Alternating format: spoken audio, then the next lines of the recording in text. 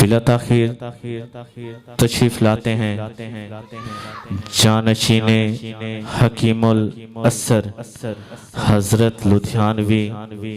استاذ العلماء شیخ الحدیث و تفسیر ولی کامل مناظر اسلام حضرت مولانا منیر احمد منور صاحب آپ کے سامنے انشاءاللہ آخری حدیث کا درس دیں گے، تو آپ دل جمعی سے سنیے گا، بیٹھیے گا۔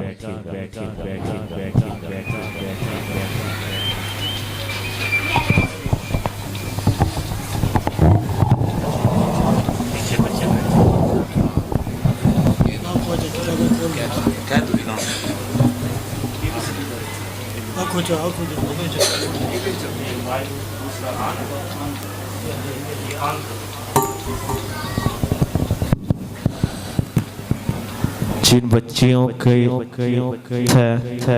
تو وہ بیٹھ جائیں اور آخری حدیث کا درس حاصل کریں۔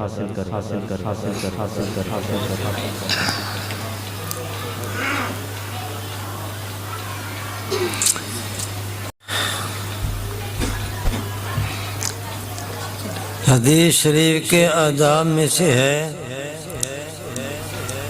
کہ سبق شروع ہونے سے پہلے درود شریف پڑھ لیا جائے۔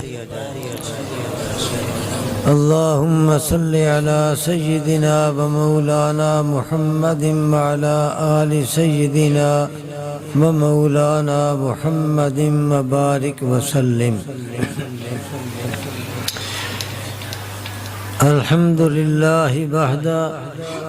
والصلاة والسلام علی من لا نبی بعدہ، اما بعد فقد قال النبی صلی اللہ علیہ وسلم کلمتان حبیبتان الی الرحمن خفیفتان علی اللسان ثقیلتان فی المیزان سبحان اللہ و بحمدہ سبحان اللہ العظیم۔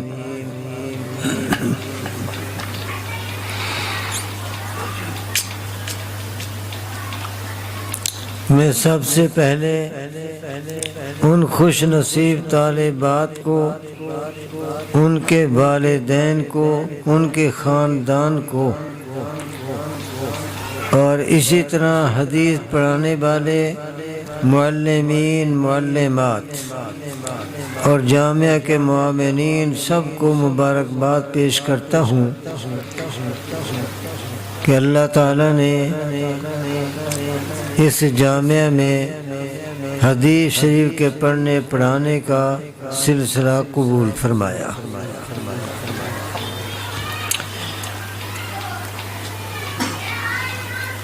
امام بخاری رحمۃ اللہ علیہ نے آخری باب قائم کیا، اور اس باب میں امام بخاری رحمۃ اللہ علیہ نے متوجہ کیا آخرت کی طرف۔ آدمی دین پر تبھی عمل کرتا ہے، عمل کرنے میں اللہ کی رضا اور ناراضگی کو اسی وقت سوچتا ہے جب اس کے اندر فکر آخرت ہو۔ اگر فکر آخرت ہے تو پھر جو کچھ آدمی زبان سے بولے گا وہ بھی سوچ کر بولے گا، کام کرے گا وہ بھی سوچ کر کرے گا کہ میرے اس بول سے، میرے اس کہنے سے، میرے اس کام کے کرنے سے آخرت میں نتیجہ کیا نکلے گا، یہ میرے لیے عزت کا ذریعہ بنے گا یا ذلت کا، اللہ کی رضا کا ذریعہ بنے گا یا ناراضگی کا،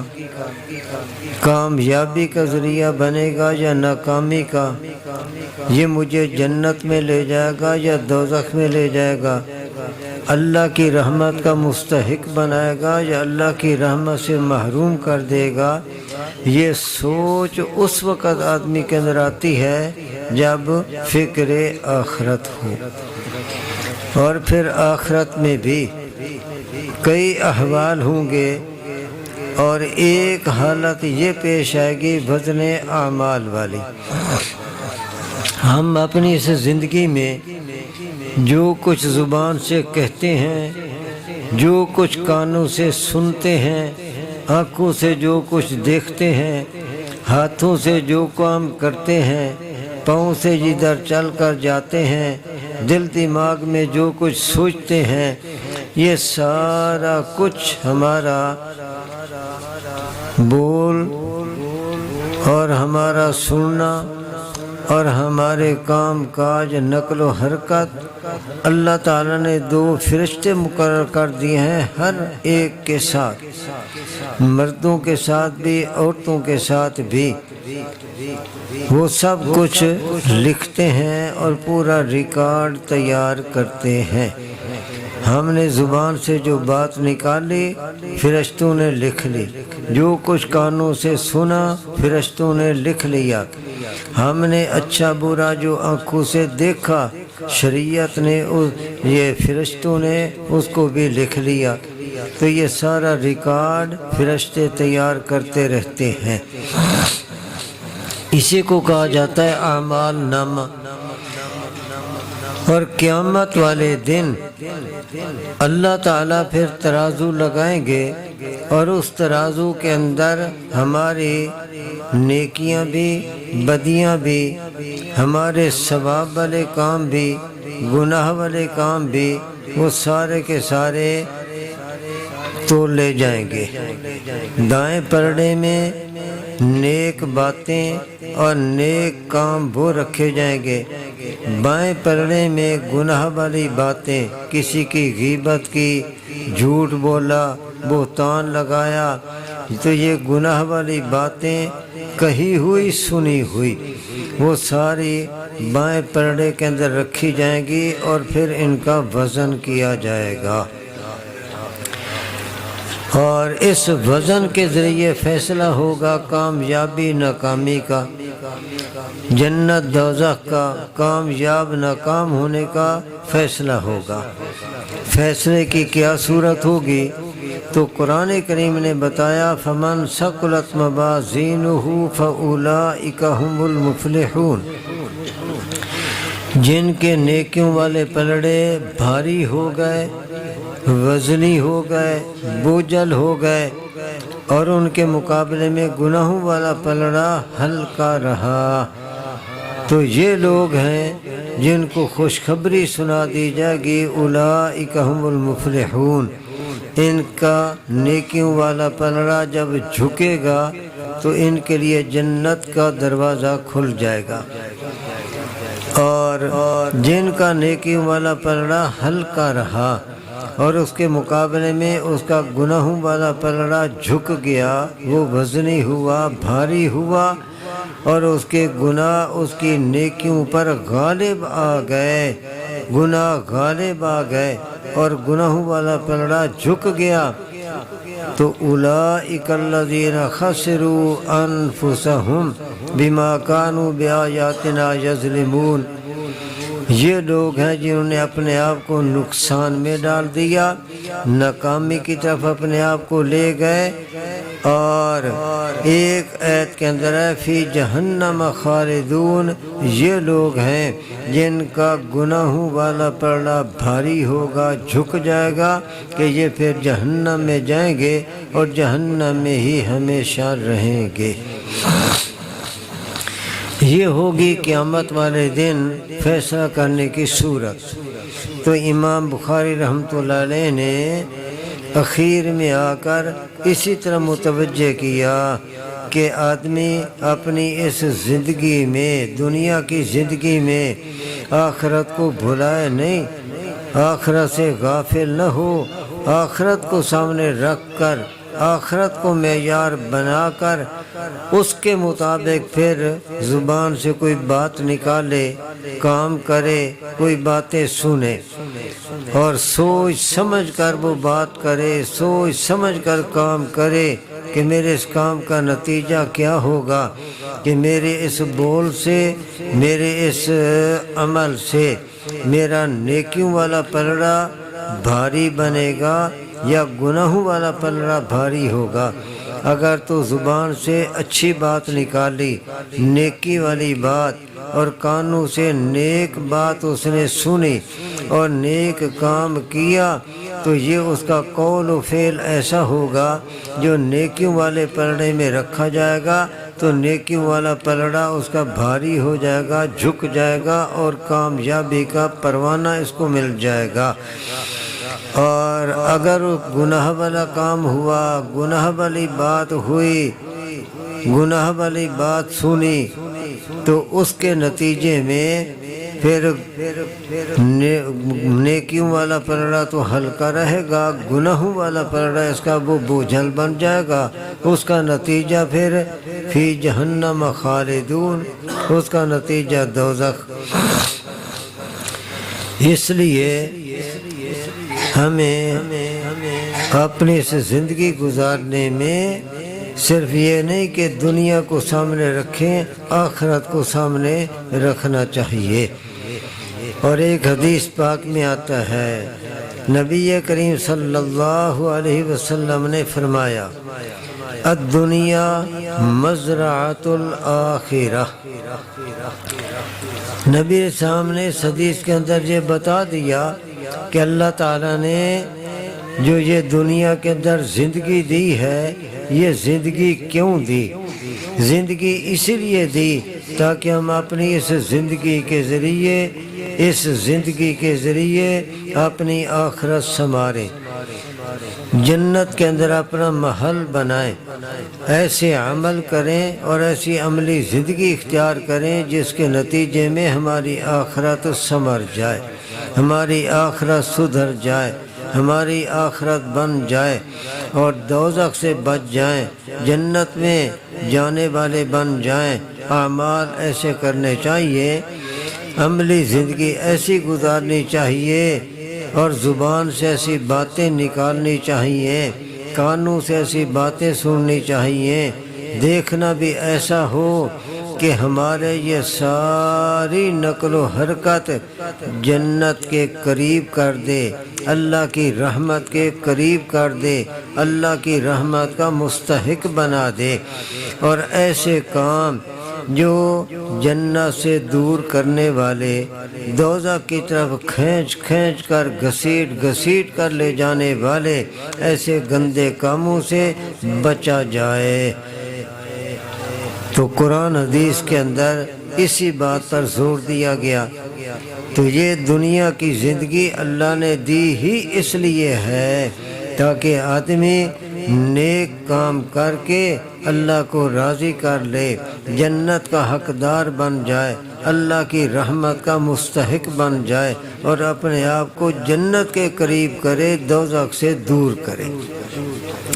نبی پاک نے فرمایا نا، الدنیا مزرعۃ الآخرہ، دنیا یہ آخرت کے لیے کاشت کرنے کی جگہ ہے۔ کاشت کرنے کی جگہ، بڑا عجیب جملہ، جیسے زمین میں کھیتی کاشت کرنے کا ایک موسم ہوتا ہے۔ اب اگر کوئی کاشتکار جب کاشتکاری کا وقت ہے، وہ سارا وقت غفلت میں گزار دے، زمین تیار نہ کرے، پانی نہ لگائے، بیج نہ ڈالے، اور غافل ہو کر، سست ہو کر ایسے پھرتا رہے، تو نتیجہ یہ ہوگا کہ جب دوسرے لوگ فصل اٹھائیں گے تو یہ پھر کھڑا رو رہا ہوگا، ایک دانہ بھی اس کے جھولی میں نہیں آئے گا، اور سراسر دوسروں کا محتاج ہو کر رہ جائے گا۔ اور جو کاشتکاری کے وقت ہمت سے کام لے، زمین تیار کر لے، اور اس کے اندر بیج ڈالے، پانی لگائے، پھر حفاظت کرے، تو ظاہر بات ہے جب فصل تیار ہو جائے گی کتنا وہ خوش ہوگا، اور کتنی خوشی کے ساتھ وہ پھر اس فصل کو اٹھائے گا۔ تو اسی طریقے سے یہ جو دنیا کی زندگی ہے، یہ اللہ تعالیٰ نے ہمیں ایسا وقت دے دیا آخرت کے لیے کچھ بیج ڈالنے کا، اور آخرت کے لیے کچھ کمانے کا۔ اور یہاں کا بیج کیا ہے؟ نیک اعمال، نیک باتیں، تلاوت ہے، ذکر اذکار ہے، درود شریف ہے، تسبیحات ہیں، توبہ استغفار ہے، یہ ہے یہاں جو آخرت کے لیے بیج ڈالنا ہے۔ تو جیسے کوئی کاشت کے وقت بیج ڈالے گا تو وہی فصل اٹھائے گا، اور پھر یہ ہے کہ جیسے کوئی بیج ڈالتا ہے اس کے مطابق ہی وہ پھر فصل اٹھاتا ہے۔ اسی طریقے سے یہاں پر جو بوئیں گے وہی پھر اٹھائیں گے۔ اگر نیک کام کیے، نیک باتیں ہیں تو یہی اس کے نیک کام اور یہی اس کی نیک باتیں جنت میں نعمتوں کی شکل میں اس کے سامنے آ جائیں گے۔ اور اگر اس نے گناہ والے کام کیے، گناہ والی باتیں کی، اللہ کو ناراض کرنے والے کام کیے، تو پھر یہی اس کے گناہ والے کام دوزخ میں عذاب کی شکل میں اس پر مسلط ہو جائیں گے۔ یہ تو اور امام بخاری رحمۃ اللہ علیہ نے جو آخری حدیث یہاں پر ذکر کی ہے، اس آخری حدیث کے اندر امام بخاری رحمۃ اللہ علیہ نے ہمیں نبی علیہ السلام کی حدیث کے ذریعے ایک ایسا وظیفہ بتا دیا، ایک ایسی تسبیح بتا دی کہ جس کے پڑھنے سے، جس کے ورد کرنے سے، جس کو زبان پر بار بار دہرانے سے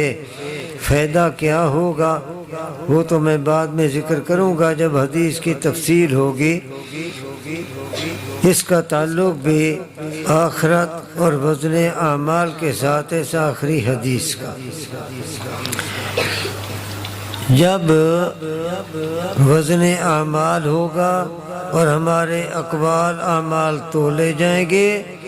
اور اس کے ذریعے سے ہماری کامیابی ناکامی کا فیصلہ ہوگا، تو ہر آدمی یہ چاہتا ہے کہ میرا نیکیوں والا پلڑا وزنی ہو، میرا نیکیوں والا پلڑا بھاری ہو، اور اس کے مقابلے میں گناہوں والا پلڑا ہلکا رہے۔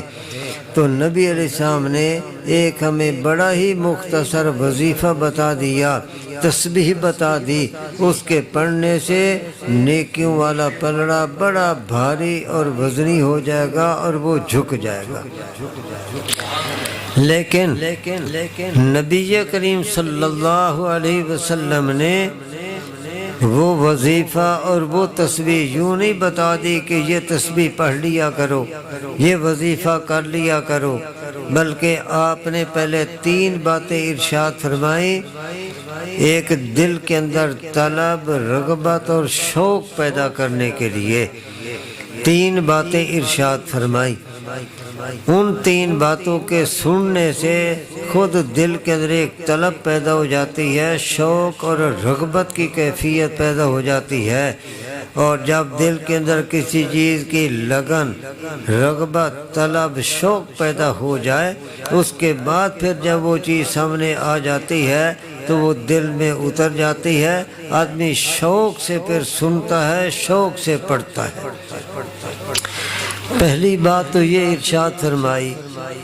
کلمتان حبیبتان الی الرحمن،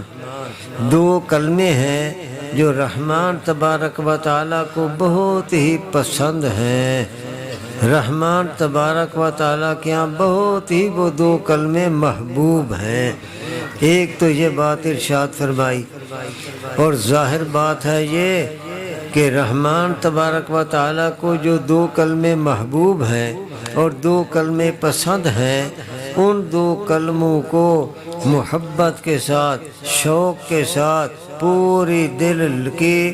گہرائیوں کے ساتھ جب اس کو پڑھے گا تو یقین ہے کہ وہ اللہ تعالیٰ کا محبوب بندہ بن جائے گا،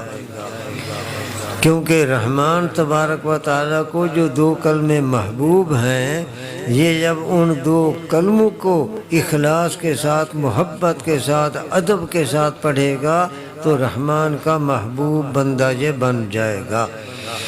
دوسری بات ارشاد فرمائی خفیفتان علی اللسان کہ زبان پر پڑھنے کے لحاظ سے بڑے ہی ہلکے پھلکے ہیں، وہ بچے بھی پڑھ سکتے ہیں، بچیاں بھی پڑھ سکتی ہیں، بوڑھے مرد اور بوڑھی عورتیں بھی پڑھ سکتی ہیں بڑی آسانی کے ساتھ۔ تیسری بات فرمائی ثقیلتان فی المیزان، یہ دو کلمے زبان پر پڑھنے کے لحاظ سے تو بڑے ہلکے پھلکے ہیں، لیکن قیامت والے دن نیکیوں والے پلڑے میں ان کا بڑا وزن ہوگا اور ان کی وجہ سے نیکیوں و پلڑا جھک جائے گا۔ یہ تین باتیں ارشاد فرمائیں۔ اب دل کے اندر ایک طلب پیدا ہو گئی بھی وہ دو کلمے بتائے جائیں، تو نبی علیہ السلام نے وہ دو کلمے پھر بتائے، سبحان اللہ و بحمدہ سبحان اللہ العظیم۔ یہ میرے سامنے جتنے لوگ بیٹھے ہیں اور اسی طرح ہماری مائیں بہنیں، وہ بھی اپنی زبان سے یہ 2-4 دفعہ کہہ لیں تاکہ یہ کلمے ان کو یاد ہو جائیں۔ آپ حضرات بھائی پڑھ لیں، سبحان اللہ و بحمدہ، یوں نہیں، ذرا اونچی آواز سے، سبحان اللہ و بحمدہ سبحان اللہ العظیم، سبحان اللہ و بحمدہ سبحان اللہ العظیم، سبحان اللہ و بحمدہ سبحان اللہ العظیم۔ سبحان اللہ یہ تو ہر ایک کو یاد ہے۔ ہاں بھائی بچہ آپ کو بھی آتا ہے نا سبحان اللہ؟ آتا ہے نا؟ کہے تو سبحان اللہ کہے نا، گھبرا نہیں، آپ کہہ دیں کھڑے ہو کے، ہاں سبحان اللہ۔ اب اس کے ساتھ آپ ملا لیں وَبِحَمْدِهِ سبحان اللہ وَبِحَمْدِهِ، کہو سبحان اللہ وَبِحَمْدِهِ، اور دوسرا ملا لیں سبحان اللہ العظیم۔ یہ دو لفظات اور ملانے ہیں، وَبِحَمْدِهِ اور العظیم۔ سبحان اللہ وبحمدہ سبحان اللہ العظیم، سبحان اللہ وبحمدہ سبحان اللہ العظیم۔ یہ ہیں وہ دو کلمے جن کے فائدے نبی علیہ السلام نے بتائے۔ آج اگر ہم عادت بنا لیں گے اور ان کا ورد کرتے رہیں گے تو قیامت والے دن فائدہ یہ ہوگا کہ جب ترازو لگے گا اور ہمارے اعمال اقوال تولے جائیں گے تو ان کا نیکیوں والے پلڑے میں بڑا وزن ہوگا اور ان کی وجہ سے نیکیوں والا پلڑا جھک جائے گا۔ جو پڑھیں گے وہ تو انشاءاللہ اس وقت خوش ہوں گے، اور جو نہیں پڑھیں گے وہ اس دن پھر پچھتائیں گے، افسوس کریں گے، ہاتھ ملیں گے، لیکن تدارک نہیں ہو سکے گا۔ جو کرنا ہے آج کر لیں، جو بھی کرنا ہے آج کر لیں، کل کچھ نہیں ہو سکے گا۔ یہ تو میں نے جو آخری حدیث تھی اس میں جو مضمون تھا اس کی وضاحت کی۔ اب چند باتیں میں آج کے پروگرام کے حوالے سے عرض کرنا چاہوں گا۔ علم دین اس کی ضرورت جیسے مسلمان مردوں کو ہے اسی طرح مسلمان عورتوں کو بھی ہے، بلکہ اگر دیکھا جائے تو مردوں سے عورتوں کے لیے علم دین کی زیادہ ضرورت ہے، عورتوں کے لیے زیادہ ضرورت ہے علم دین کی۔ لیکن کن لوگوں کے لیے؟ کن لوگوں کے لیے اور کن عورتوں کے لیے جو صحیح معنوں میں مسلمان مرد ہیں، مسلمان عورتیں ہیں، اور علم دین اور علم دین اس کی اہمیت کو وہ سمجھتے ہیں اور اپنی اولادوں کو دیندار بنانا چاہتے ہیں، خود بھی دیندار اور اولادوں کو بھی دیندار بنانا چاہتے ہیں۔ میں ان کی بات کر رہا ہوں، ان کے لیے علم دین انتہائی ضروری ہے، مردوں کے لیے بھی عورتوں کے لیے بھی۔ لیکن پھر میں کہہ رہا ہوں کہ عورتوں کے لیے مردوں کے مقابلے میں زیادہ علم دین کی ضرورت ہے۔ یہ کیوں؟ آپ دیکھ لیں کہ چھوٹا بچہ 4-5 سال تک اس کا جو مزاج بننا ہوتا ہے وہ بن جاتا ہے، اور 4-5 سال تک بچہ وہ اپنی ماں کی گود میں رہتا ہے، ماں کے ارد گرد ہی گھومتا ہے، ماں کے ساتھ ہی اس کا تعلق زیادہ ہوتا ہے۔ میں تو چلا گیا، بچے کے پیدا ہونے کے بعد پھر ماں کے ساتھ تعلق نہیں، اس سے بھی پہلے بچہ ماں کی پیٹ میں ہے، بچہ ماں کے پیٹ میں ہے، اور جب روح اس کے اندر ڈال دی جاتی ہے تو روح ڈالنے کے بعد اب وہ جاندار بن گیا، اس کے اندر جان آ گئی، اور جاندار کے لیے ضرورت ہوتی ہے غذا کی۔ جو بھی جاندار ہے اس کے لیے غذا کی ضرورت ہے، حتیٰ کہ یہ چیونٹیاں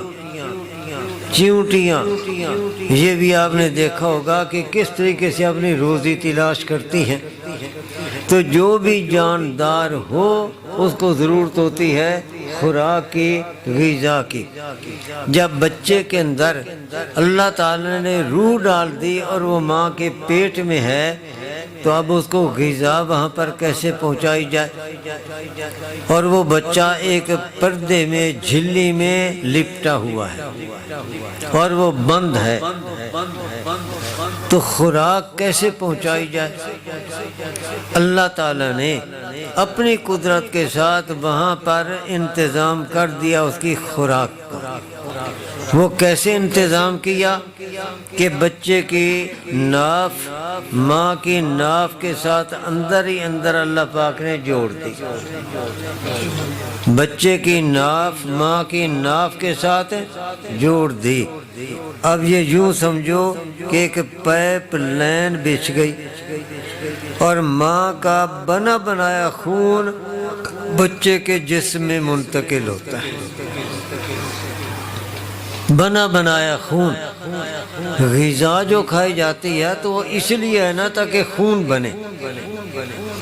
اور اگر غذا سے خون نہیں بنتا وہ آدمی بھی سمجھتا ہے کہ بھئی میں بیمار ہوں، جگر خون نہیں پیدا کر رہا، دل خون سپلائی نہیں کر رہا، خون نہیں بن رہا، وہ پھر علاج کراتے ہیں۔ تو خوراک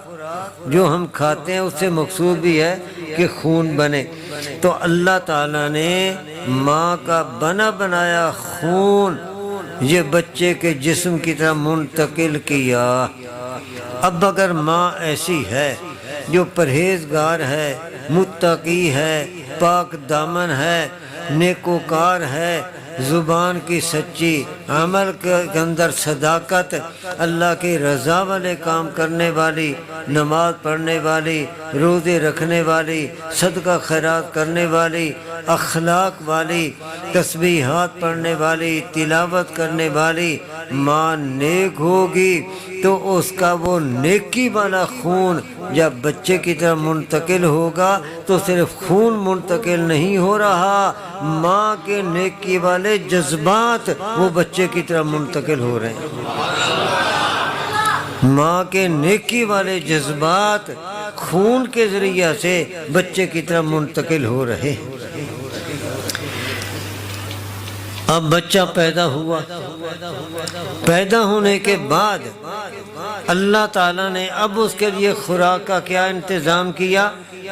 وہی خون جو پہلے ناف کے ذریعے اس کے جسم میں جا رہا تھا، بنا بنایا خون، لیکن اب اللہ تعالیٰ اسی خون کو دودھ کی شکل میں بدل دیتے ہیں۔ اب ماں کا دودھ یہ اس کی غذا ہے، اور پھر اللہ تعالیٰ نے ماں کا جسم بھی ایسا بنا دیا کہ وہ دودھ پلانے پر مجبور، اگر وہ نہ پلائے تو الٹا بیمار ہو جاتی ہے، وہ پلانے پر مجبور۔ اور بچے کے دانت اللہ تعالیٰ نے شروع میں اس لیے نہیں رکھے تاکہ اس کے لیے دودھ پینا آسان ہو جائے، ماں کے لیے پلانا آسان، بچے کے لیے پینا آسان ہو جائے۔ تو یوں اللہ تعالیٰ نے اس کے لیے خوراک کا انتظام کیا، تو پیٹ میں تھا تو ماں کا خون بچے کے جسم میں گیا، جب پیدا ہو گیا وہی خون دودھ کی شکل اختیار کر کے بچے کی خوراک بنا۔ تو اب اگر ماں کے اندر نیکی والے جذبات ہوں گے، اس کے اندر پاکیزگی ہے، طہارت ہے، عمل کے اندر بھی، دل دماغ کے اندر بھی وہی پاکیزگی، وہی پاکیزہ جذبات، وہی دودھ کے ذریعہ سے پہلے خون کی شکل میں پھر دودھ کی شکل میں اس راستے سے وہی نیکی والے جذبات پاکیزہ خدری زبان کا نہیں، محاورہ ہے مادری زبان کا۔ یہ فارسی کا لفظ ہے، فارسی میں پدر کہتے ہیں باپ کو، مادر کہتے ہیں ماں کو، مادر ملت، مادر ملت، یہ تو آپ پڑھتے ہی رہتے ہیں مادر ملت، تو مادر کا معنی ہے ماں، تو مادری زبان کا مطلب ہے ماں والی زبان۔ کوئی آدمی دوسرے سے پوچھتا ہے اور کہتا ہے جی آپ کی مادری زبان کیا ہے، یہ محاورہ نہیں کہ پدری زبان کیا ہے، پدری زبان کیا ہے، مادری زبان یعنی تمہاری اصلی زبان کیا ہے، اصلی زبان۔ بعض اوقات ایسا ہوتا ہے کہ ہوتا ہے پشتونی لیکن جہاں پر وہ سریکی بول رہا ہوتا ہے کوئی سریکی لیکن وہ پشتو بول رہا، ہوتا ہے سریکی بہترین اردو وہ بول رہا، ہوتا ہے کوئی راجپوت رنگڑ اور بول رہا ہے سریکی، کئی ایسے ہوں گے۔ تو پھر پوچھا جاتا ہے بھئی تو کبھی سریکی بولنے لگ جاتا ہے، کبھی راجپوت بن کر رنگڑی بولنے لگ جاتا ہے، کبھی کچھ بولتا ہے، تیری مادری زبان کون سی ہے، تیری اصلی زبان کون سی ہے؟ تو مادری زبان کا محاورہ ہے، پدری زبان کا محاورہ نہیں۔ بچہ ماں کے ارد گرد رہتا ہے، ماں سے باتیں کرتا ہے، ماں کی باتیں سنتا ہے، ماں کی گود میں رہتا ہے، تو ماں والی پوری زبان کا وہ حافظ بن جاتا ہے اور وہی زبان بولنے لگ جاتا ہے، حتیٰ کہ انداز بھی بولنے کا وہی ماں والا۔ تو جیسے اب ماں نے اس کو کوئی اپنی زبان کا قاعدہ نہیں پڑھایا، ماں نے اس کو کوئی اپنی زبان کی کتاب نہیں پڑھائی، اس کو سبق نہیں دیا کہ آج یہ سبق، کل یہ سبق، پرسوں یہ سبق، نہیں، ماں کے قریب رہا، ماں کے ساتھ باتیں کرتا رہا، سنتا رہا، وہی بولی بولتا رہا، حتیٰ کہ پوری زبان اس نے سیکھ لی۔ تو جیسے ماں سے وہ زبان سیکھ لیتا ہے، اگر وہ خوش نصیب ماں ایسی ہو کہ اس کو تلاوت کرنے کی عادت ہے، وہ قرآن کریم کی تلاوت کرے، بچہ پاس بیٹھا ہے، وہ درود شریف پڑھے، بچہ پاس بیٹھا ہے، وہ تسبیحات پڑھے، بچہ پاس بیٹھا ہے، وہ نماز پڑھے تو بچہ بھی پاس کھڑے ہو جاتا ہے، اور وہ بھی اسی طریقے سے الٹے سیدھے رکوع سجدے وہ بھی کرنے لگ جاتا ہے۔ بلکہ ہم نے تو یہ دیکھا کہ ماں جب نماز پڑھنے کے لیے کھڑی ہوتی ہے تو بعض دفعہ بچہ بھی ساتھ کھڑا ہو جاتا ہے، اور وہ ماں کے منہ کی طرف دیکھتا ہے، ماں کچھ پڑھ رہی ہے، ہونٹ ہلتے ہیں، بچہ پڑھ نہیں سکتا لیکن وہ بھی ہونٹ اسی طریقے سے ہلانے لگ جاتا ہے، وہ سمجھتا ہے کہ یہ بھی کوئی نماز کا رکن ہے کہ ہونٹ ہلائے جائیں۔ تو جیسے اس نے ساری زبان سیکھی، اگر ماں ایسی نیک ہو، تسبیحات پڑھنے والی، تلاوت کرنے والی، درود شریف پڑھنے والی، توبہ استغفار پڑھنے والی، نماز پڑھنے والی، صدقہ خیرات کرنے والی، اگر اس کے اندر یہ نیکی والے جذبات ہوں گے اور نیک کلمات اس کی زبان پر ہوں گے، تو جیسے بچہ ساری زبان ماں سے سیکھ لیتا ہے، تو کیا وہ درود شریف نہیں سیکھے گا، تسبیحات نہیں سیکھے گا، اور وہ قرآن کی آیات نہیں سیکھے گا؟ ماں جو دعائیں پڑھے گا تو کیا وہ دعائیں نہیں سیکھ لے گا؟ وہ دعائیں بھی سیکھ لے گا، اور اسی طریقے سے تسبیحات بھی سیکھ لے گا، درود شریف سیکھ لے گا، کلمے سیکھ لے گا، بشرطے کہ ماں کے اندر یہ جذبہ ہو اور ماں بھی ایسی ہو، تلاوت کرنے والی، ذکر کرنے والی، تسبیحات پڑھنے والی، نماز پڑھنے والی، تو بچہ بھی یہ سب کوئی دیکھ دیکھ کر سیکھ لے گا، یہی نقش اس کے ذہن میں بنتے چل جائیں گے۔ اس لیے میں کہتا ہوں کہ مردوں کی بھی ضرورت ہے علم دین، لیکن مردوں سے زیادہ عورتوں کی ضرورت ہے کہ انہوں نے ہی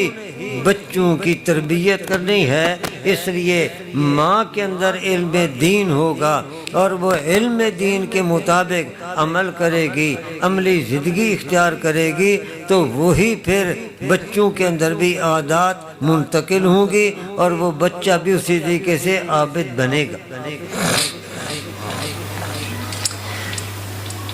اب تو موبائل نے بیڑا غرق کر دیا، موبائل نے بیڑا غرق کر دیا، ورنہ پہلے یہ ہوتا تھا کہ نانی دادی، نانا دادا عشاء کے بعد ہوتا تو اپنے پوتوں کو، نواسوں کو، نواسیوں کو لے کر بیٹھ جاتے، ان کو کوئی نہ کوئی اچھی کہانی سنا دی، اچھی کہانی سنا دی، ان کو کوئی اچھی بات سنا دی،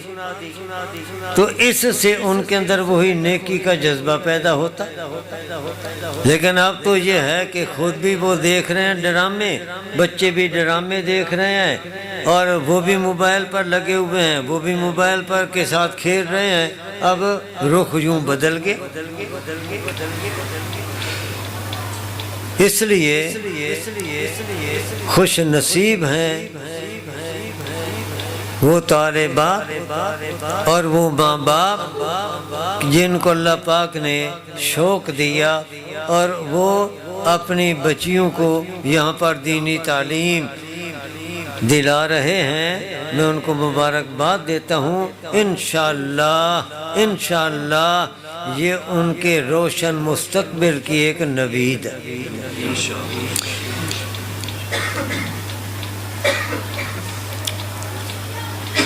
اور ایک بات یہ میں عرض کرتا ہوں کہ علم دین جب پڑھ لیا جائے، بلکہ پڑھنے کے ساتھ ساتھ بھی کوشش کی جائے کہ اس کے مطابق پھر عمل بھی کیا جائے، عمل بھی کیا جائے۔ عالم یا عالمہ قرآن حدیث کے مطابق کس کو کہا جاتا ہے؟ اگر ایک آدمی قرآن کا ترجمہ یاد کر لے، تفسیر کا ماہر بن جائے، حدیث سے اس کو یاد ہو جائیں، لیکن عمل نہیں کرتا تو قرآن حدیث کے لحاظ سے وہ عالم نہیں۔ عالم وہی ہے جو علم کے تقاضے پورے کرے، علم کے مطابق عمل کرے، علم اور اس کے عمل میں جوڑ نظر آئے۔ اور جس نے کتابیں پڑھ لی، سند لے لی، علم اس نے بظاہر حاصل کر لیا، لیکن اس کے مطابق اخلاق نہیں، اس کے مطابق عملی زندگی نہیں، تو قرآن حدیث میں اس کو عالم نہیں کہا جاتا، وہ جاہل کا جاہل۔ اسی کو قرآن کریم میں کہا گیا مثل الذین حملوا التوراۃ کمثل الحمار یحمل اسفارا۔ قرآن کریم نے بتایا کہ وہ یہودی علماء جو تورات پڑھتے تھے لیکن عمل نہیں کرتے تھے، تورات پڑھتے تھے لیکن تورات کے مطابق عمل نہیں کرتے تھے، تو قرآن کریم نے کہا ان کی مثال ایسے ہی ہے جیسا کہ گدھے کی پیٹھ کر کتابیں لاد دی جائیں تو وہ گدھا عالم تو نہیں بن جاتا۔ تو اس سے پتہ چلا کہ جو علم پڑھ لے عمل نہ کرے وہ ایسے ہی ہے جیسے گدھے پر کتابیں لاد دی جائیں۔ تو اس لیے علم اللہ تعالی نے عطا کیا ہے تو سبسکرائب کیجئے ہمارا یوٹیوب چینل اور دبائیں اس بیل آئیکن کو تاکہ آپ کو ریگولر نوٹیفیکیشن اپڈیٹس ملتے رہیں۔